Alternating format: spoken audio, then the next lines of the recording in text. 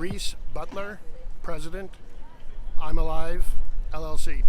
Can you tell me about I Am Alive? Sure. Imalive is a interactive program that we bring to college campuses. It lasts about 4 hours generally, and we use a series of stations. The brain, what we call the match game, where they match up the names of the brain disorders with the symptoms. Fact or fiction, where we dispel the myths that are commonly still adhered to in today's society. And the most powerful one is sharing a secret, where a student is bearing for the first time to the world, anonymously mind you, a secret that they have held that they've never shared with anybody. And we also have the graffiti board, where they get to write messages of hope that get posted on a wall later at the college campus, so that students realize that complete strangers on campus actually do care about them unconditionally. And we use the whole program in the 4 stations to help identify students that might be at risk, that don't have supports on campus, and won't necessarily reach out for help. And that is how the fair is built, designed, and we've been doing it for 13 years and over 250 college campuses nationwide. How important is it to have a support system for these college kids? It's everything, especially those that are coming away from home for the first time. They don't necessarily have any types of support that are going to be physically on campus. So you're in a new environment, you don't have your typical supports that you had growing up. You're in a strange environment.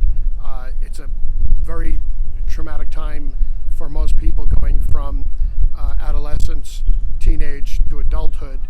The pressures of college, making good grades, the cost, the burden that is associated with going to college, all the expectations of what you're going to do with your life, all that pressure is coming in at one time. So not having supports that a student can rely on, trust, and reach out to at the different points of crisis are everything. You've been doing this for a number of years, but how does it feel for you to be helping people?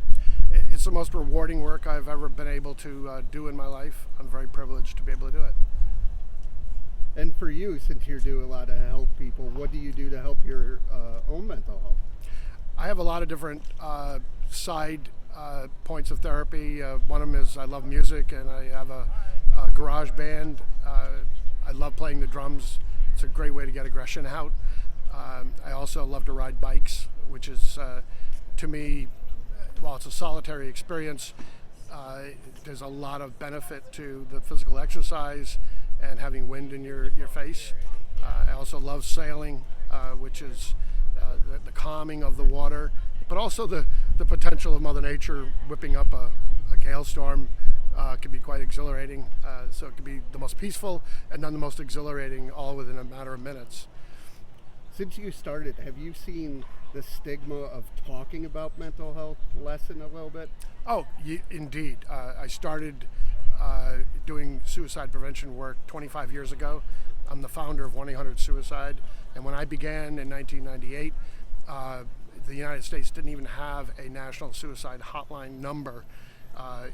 Going on a college campus in 1998 and talking about suicide and depression and mental health, mental wellness, mental illness, it was a dream to be able to finally do it, but there's no way we would have been allowed on a campus in 1998. So the change has been, while it looks very slow to people on the outside, I see every single year major leaps and improvements. The myths that we have to dispel are becoming less common, which is wonderful.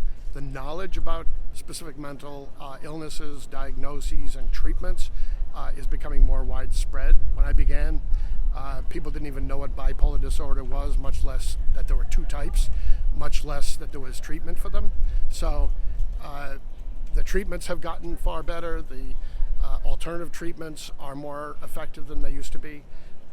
All across the board. We don't have enough trained, competent mental health professionals. That's probably the biggest hole that we have to still fill. And the fact that we don't even train or certify, much less screen for competency in the mental health field is one of our biggest hurdles we have yet to cross over. It's the only part of the mental health, of the health professions that does not certify for competency, the capability of actually performing their job on real live people. How can people reach out and learn more? Imalive LLC is imalive.org, IMALIVE.org. And our website, you'll find all the connections to our programs.